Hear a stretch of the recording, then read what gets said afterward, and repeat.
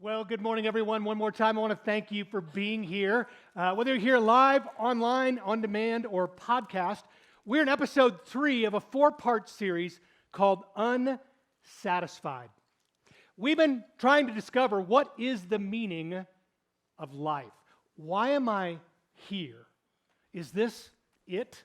Those are the questions we've been looking at throughout this series on Ecclesiastes. Today, I want to go back in time almost 100 years to a quote by a man named James Truslow Adams. He defined the American dream as this. He said, "The American dream is the dream of a land in which life should be better and richer and fuller for everyone, with opportunity, each according to their ability or achievement." We would look at that and go, duh. This is America, right? We're the land of opportunity. We are the place where someone can come and make something of themselves, even if they come in with absolutely nothing, if they work hard enough. This is the American dream, but I want to remind you that this was written 2 years into the Great Depression, when nobody was experiencing the American dream. No one was living better. No one was living richer. No one was living fuller. Thus, the dream. We dream of a day where Americans are going to be able to fulfill everything that they want to fulfill, do everything that they want to do. This is the American dream. For us, almost 100 years later, I don't know about you, but as a parent, the American dream for me today is I want my kids to have it better than I did. Anybody think that? I don't want my kids to have to experience what I had to experience growing up. I want my kids to live better. I want them to live fuller. I want them to live richer. This is now the American dream in 2023. I will tell you, the American dream worked for the Hardacre family. My dad was born within a year of the time that James Truslow Adams defined the American dream. He grew up in a house without running water. He grew up in a house without heat other than a wood-burning stove. He grew up with a one-room schoolhouse education. He grew up in a time where he was on a farm and they farmed with horses. This was my dad's existence as somebody who was born during the Great Depression. Because of his and my mom's hard work, I had a much different life than he did. His kids had a better life than he did. I grew up in a house that had running water. Woohoo! I grew up in a house that had heat. I mean, we did not have air conditioning in the sweltering Midwest summers. I grew up with not only running water, but we had one bathroom for 6 of us. I grew up in a home where I shared a room with my 2 brothers in a room that was about the size of my current bathroom. But because of my parents' hard work, I was able not only to graduate high school, but go to college. In going to college, I was able to get an education to the point where, guess what? My kids had a better life than I did. In fact, Karen and I often joke, our kids grew up in the lap of luxury. Right? Anybody say that about your kids? Oh my goodness, they've all had their own rooms. Some of them have their own bathroom. My daughter has her own walk-in closet. They're all given cars or at least something to drive when they hit 16, so they could work primarily, but still. They grew up in an air-conditioned house and a heated house with not 1, but 4 bathrooms. I mean, we are living proof of the American dream in the last 100 years. My kids will never understand what it was like to grow up when I grew up, and they'll never, ever understand what it was like to grow up when their grandfather grew up. In 100 years, America has come so incredibly far. The new American dream I would define as this: I know that I've arrived when I can do whatever I want, whenever I want, with whomever I want. This is now, in the level of prosperity that we have, become the new American dream. I can do whatever I want, whenever I want, with whomever I want. That's how I know that I've arrived. Now I want to ask a question. How many of you arrived at this American dream? Probably not so much, right? Can you do whatever you want? I can't, I can tell you that. I got big dreams. Can you do it whenever you want? If I feel like taking a month off and going somewhere, I can do that. Most of us would say no. Like, who can do this? Who can do this American dream right now? I'll tell you who can. People who are rich and people who are famous and people who are powerful. That's who gets to do this.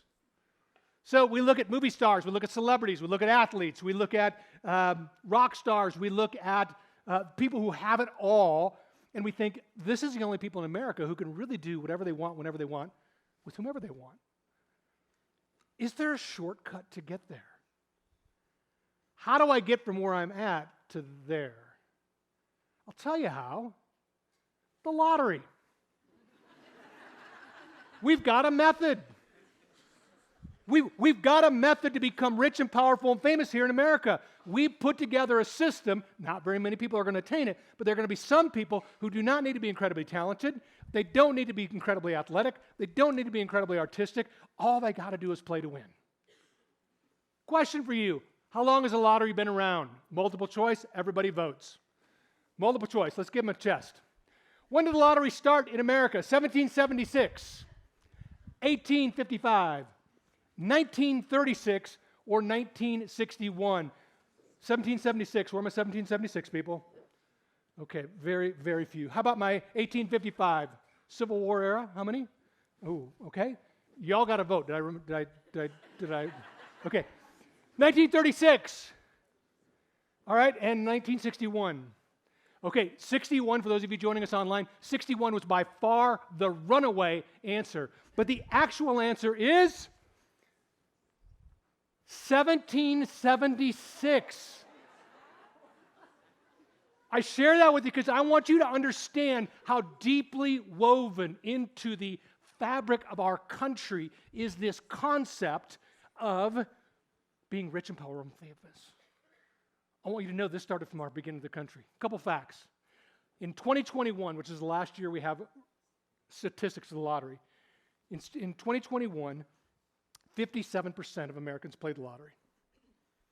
57%, more than half, almost 60%, almost 6 out of 10 people played the lottery. I'm making no judgments about the lottery here at all. I'm just sharing facts. I'm not saying it's good, bad, or indifferent. I'm just saying we buy into this concept. Of the money spent that year, we spent $105 billion on the lottery. $105 billion.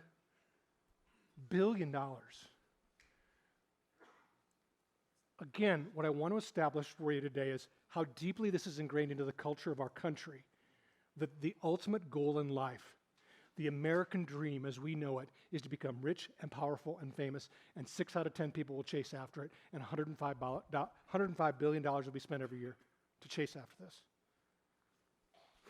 Okay. So what does that all have to do with me? It's a good question. We've been asking, where is the meaning of life found? And the question I want to ask today is the meaning of life found in pleasure? Because if I win the lottery, I can guarantee I'm going to be buying pleasurable stuff. The chasing after is, man, if I had enough money, I could do whatever I want, whenever I want, with whomever I want. That's now become the American dream. But the question is the meaning of life found in that? And that's what we want to unpack today. So we're going to go back to a guy named Solomon, and if there was anybody who could study this well, it was Solomon. Solomon was the king of Jerusalem. He was rich, richer than probably anybody who's ever walked the face of the planet. He was powerful. He had all-encompassing power over the nation of Israel and the surrounding areas. And he was famous. People came from everywhere just to listen to Solomon. If anyone could find the meaning of life in pleasure, it was Solomon. And so today he says, I'm going to put pleasure to the test. I'm going to do the work for you, and I'm going to chase after every pleasure in life, and I'm going to let you know how it goes. I'm going to let you know if really indeed the pleasure of life is the meaning of life. If I can find pleasure in that, is it truly the meaning of life? So, our opening thing, we're in the book of Ecclesiastes. Just to recap, if you missed the last 2 weeks, and I would encourage you to go back because this is a book that really builds on itself. Solomon is the king of Israel. He's been given extraordinary wisdom by God, and with wisdom he's given wealth, power, fame, everything a person could want. He's writing the book of Ecclesiastes at the end of his life, and he's absolutely miserable. He's looking back over his life, and he's saying, my life was meaningless. I totally missed the meaning of life. And the book of Ecclesiastes is kind of a book of what not to do. It's what not to chase. He says this in Ecclesiastes 2:1. I said to myself, come on, Let's try some pleasure. Let's look for the good things in life. Doesn't that sound like a beer commercial? We're going to find the good things in life, right? I swear I just had a flashback to some beer commercial at some point in time, that the good things of life. So he says, I'll tell you what I'm going to do. I'm going to chase down 8 different pleasures in life. 8 things that I think people are going to want. And I want you to remind you before we read this list. This list was compiled 2,900 years ago. Hang on to that for just a minute. Here's what people were chasing after 2,900 years ago. First thing I'm going to chase after is laughter. Laughter. I'm going to get some laughs in life. You know what? Life's pretty serious. Life's pretty tough. So I said to myself, laughter is it's silly.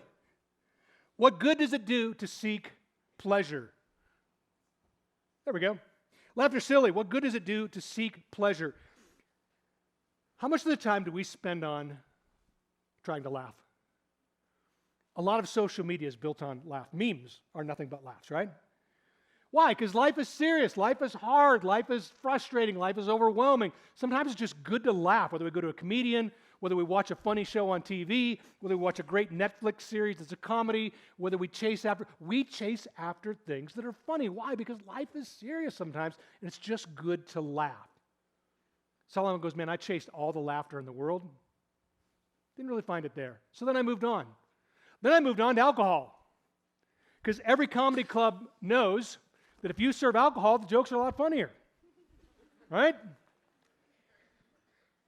He says this, after much thought, I decided to cheer myself with wine. And while seeking wisdom, you know what? I clutched at foolishness a little bit too. In this way, I tried to experience the only happiness most people find in their brief life in this world. Solomon goes, look, I'm going to chase after alcohol to see if the meaning of life is found in just sort of enjoying myself with alcohol. I'm going to chase after that a little bit. Last year, 2022, Americans spent $254 billion on alcohol. $54 billion chasing after alcohol. And again, I'm making no judgment on here. This is good, bad, right, wrong. I'm just stating facts. They estimate what it would take to stamp out all of world hunger.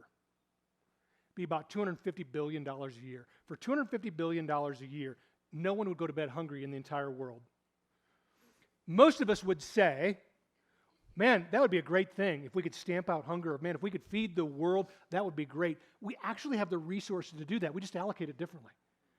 We say, I would rather chase after alcohol, I'd rather chase after pleasure and let some kids starve to death than I would actually give up a pleasure that I really like so that they could eat.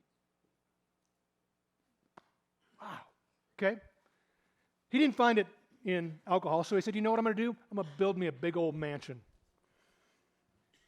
So I also tried to find meaning by building huge homes for myself and planting beautiful vineyards. I made gardens and parks. I filled them with all kinds of fruit trees. I built reservoirs to collect water to irrigate many flourishing groves.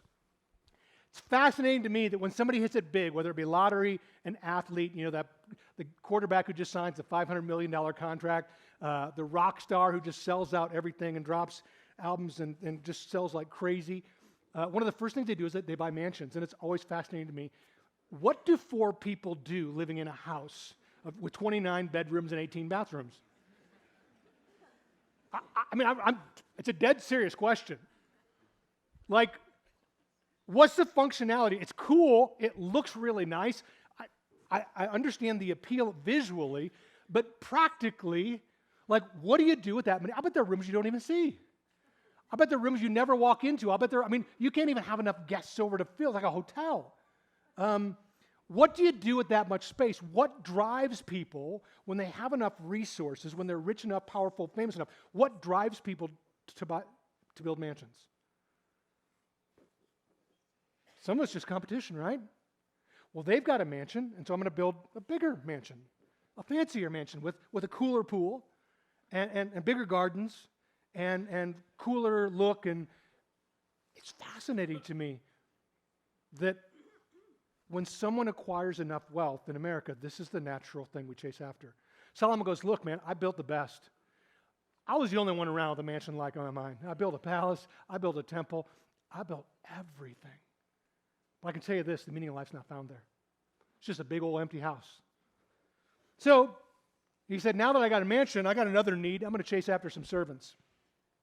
I bought slaves, both men and women, and others were born in my household. He said, man, now that I got this big old mansion, I need a cook, I need a butler, I need a team of maids, I need landscapers, I need a pool boy, I need people.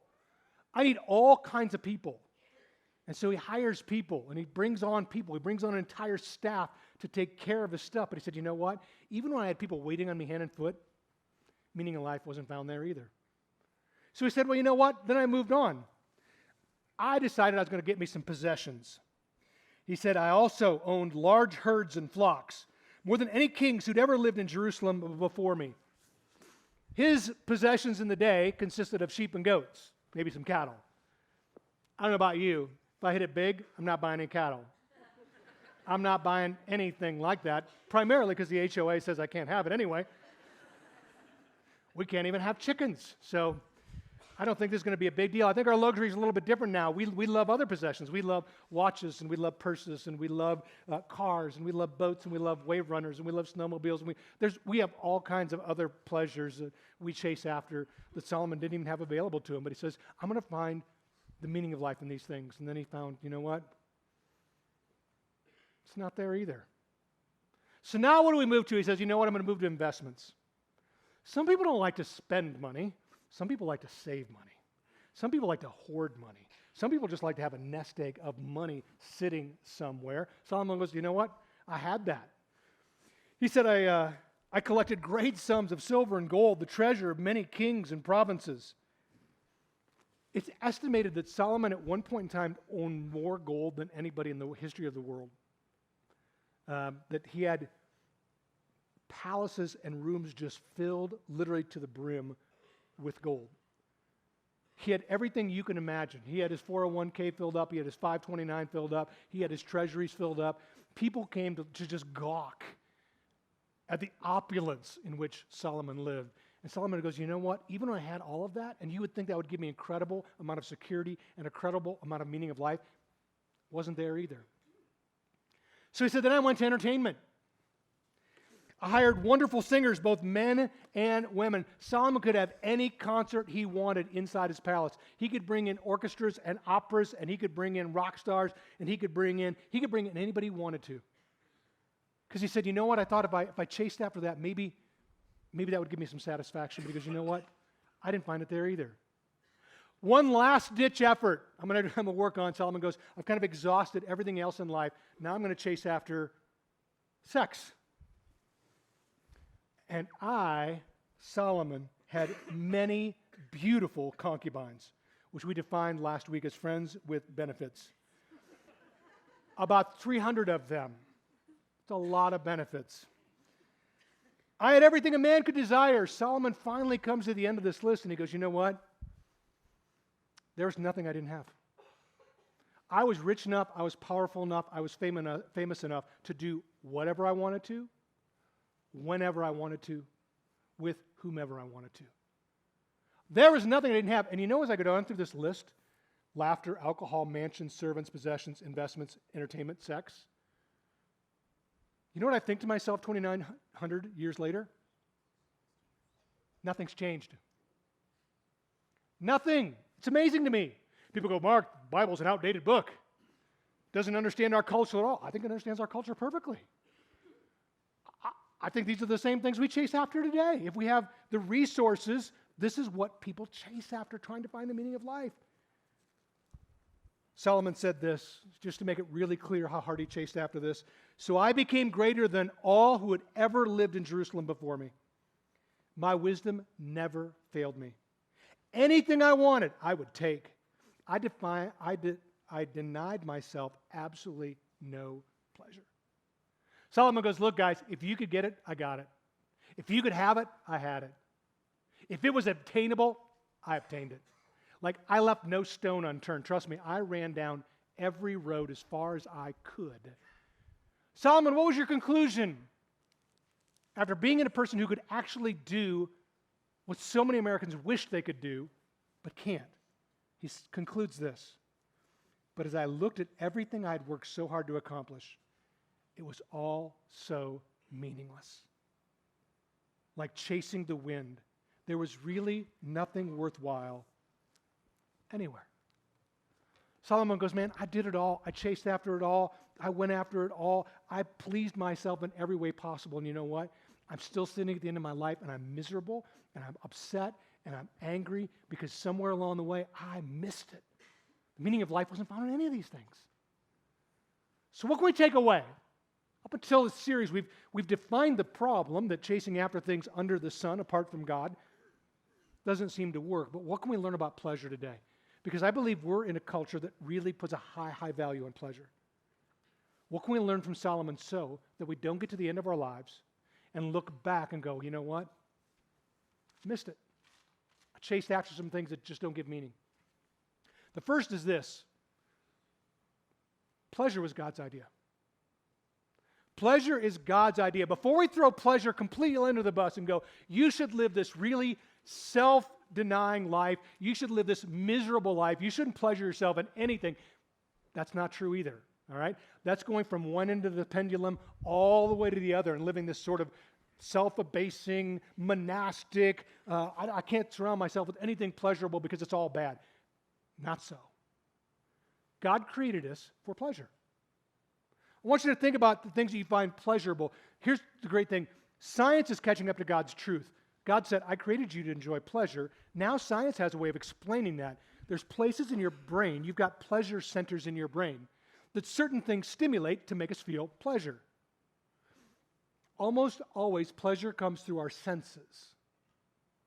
Think about a beautiful view. You have a beautiful mountain view. You look outside, or a beautiful lake view where you're standing at the ocean, and you look at it and you just have this feeling of like, wow, that is awesome. We take in through our eyes. We look at something beautiful and we go, oh man, that is so incredibly pleasurable. The next sense we look at is through our smell. How many like the smell of fresh baked bread? You can almost smell it, can't you? Yeah, it's a wonderful smell. How many like the smell of grilling meat?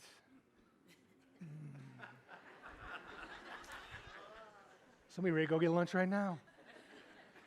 Why? Have you ever wondered why that is? Have you ever wondered why those two things trigger something in your brain that's pleasurable? I want to go back to the Old Testament. When they offered sacrifices to God, oftentimes it was flour mixed with olive oil, i.e. bread, and it was sacrifices of animals roasting meat. And God said, it is a pleasing aroma to me. You were created in God's image. Whether you believe in God or not is actually immaterial in that statement. You are created in God's image. There's something about you and there's something about me that resembles God. God can smell, and two smells he loves is baked bread and roasting meat. And I think it's one of the reasons that as we smell that, even if you're not a meat eater, even if you're not a bread eater, it just smells darn good, right? The next sense is taste. We all have a taste that makes us really happy. For some of you, that's dessert. For some of you, it's chocolate. For some of you, it's coffee. For some of us, it's bacon. But there's certain tastes that you just taste and you go, that's really good. That is really good. There's some music or sounds that you hear a certain sound and it sparks something in you. And maybe it's a song on the radio, you're in the car driving alone and your song comes on. You know that song, right? And like you are transformed. You are taken somewhere else. Like you are singing at the top of your lungs. You are engaged. It just brings pleasure to you. It may conjure up memories for you. It may bring back things, but it's a sense of pleasure. And then finally, touch, our sense of touch. When someone that you love touches you, there's this sense of pleasure that happens that comes through touch. God created you this way. What I want you to notice for just a minute is you don't have to be rich, and you don't need to be powerful, and you don't need to be famous to experience any of these pleasures. They're all free. God created you with pleasure sensors in your brain that respond to these things, and we call it dopamine. Dopamine is like God's happy drug. It's a chemical in your brain that when something happens that comes in through your senses that you like, you get a little pop of a chemical called dopamine. We like dopamine. We love dopamine, actually. When we get that little hit, it's that little, oh, when someone says, you look so good today, you look so nice today. Did you do something different in your hair? You look great. We get a little, thank you. That feels so good. That's God. God created you that way. He created you with the ability to sense pleasure. And it's a wonderful thing. It's a fantastic thing. It's an amazing thing. We like it. God created us to enjoy pleasure. So before we throw pleasure under the bus and go, you know what? You shouldn't indulge in pleasure. You shouldn't chase after pleasure. Pleasure is a wonderful thing. It's just a lousy place to find the meaning of life. It's the key. Second thing we learn about pleasure is this. Pleasure is never satisfied. Pleasure is never fully satisfied. You go to a restaurant, you're with somebody you love, it's the best evening in the world. Like you go and everything is just right. That person is just right. The restaurant is just right. Your server is phenomenal. The food is out of this world.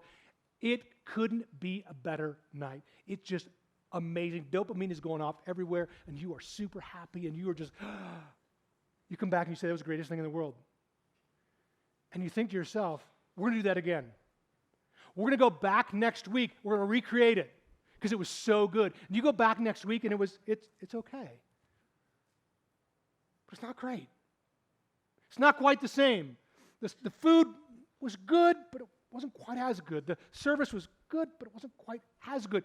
You see, it takes more dopamine the next time to keep the same level of high.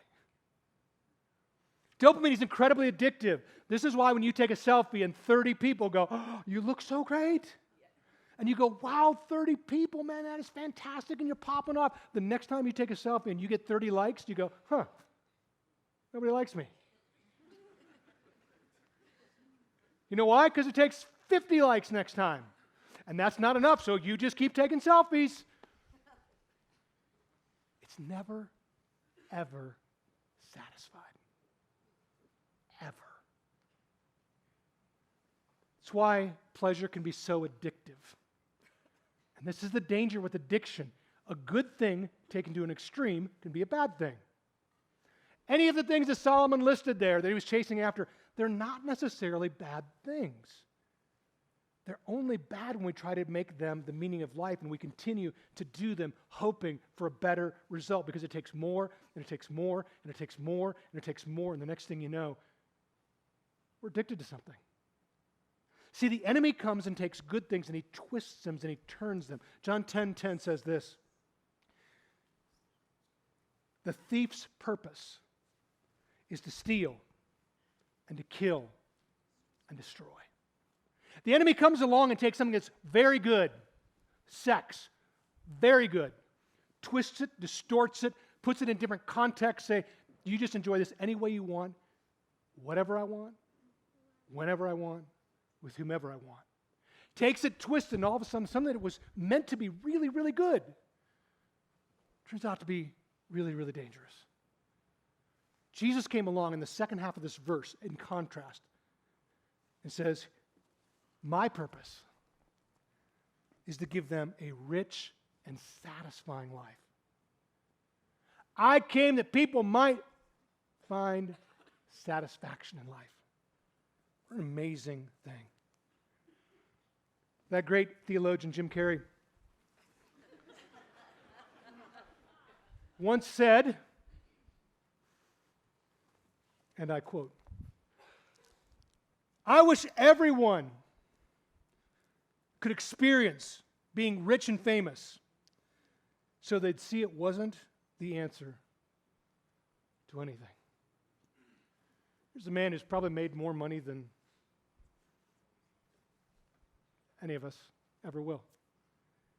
A man who could afford to do anything he wanted. He could do whatever he wanted, whenever he wanted, with whomever he wanted. And here he is, not even at the end of his life, but probably very midlife, looking back and going, you know what? This is not all it's cracked up to be. This isn't nearly as satisfying as I thought it was going to be. And as you look at people who have everything, you look at the sports stars, the movie stars, you look at the folks who have everything, they're not always the happiest people in the world, are they? Many of them have a very difficult time with relationships. They're on their third, fourth, fifth spouse. A lot of them are absolutely disconnected from their kids. A lot of them are struggling incredibly with depression, and it has a far higher suicide rate among ultra-rich than most populations. Boy, if money was the meaning to life, and if pleasure was the meaning to life, they should have found it. But what they're saying is the same thing Solomon said 2,900 years ago. Meaning of life, not found there. It's going to bring us to point 3. Pleasure that lasts is not found under the sun. One of the phrases that Solomon uses over and over and over again is under the sun. And what that means is, I'm trying to find pleasure on this earth, apart from God. And I'm not finding it. I've tried everything. I tried wisdom, tried pleasure. Next week I'm going to try work and building things and production and see if that works. Spoiler alert, he's not going to find it there either. Solomon goes, it's just not there. I can't find pleasure under the sun in this world of its own. You know one of the super disappointing things for me with Solomon? In all of his chasing after stuff, I never see him spending time with his kids. There's not a single line of him. You know what? My kids come over and we played cards last night. It was an awesome time. My grandkids came over and I spent time with them and it was amazing.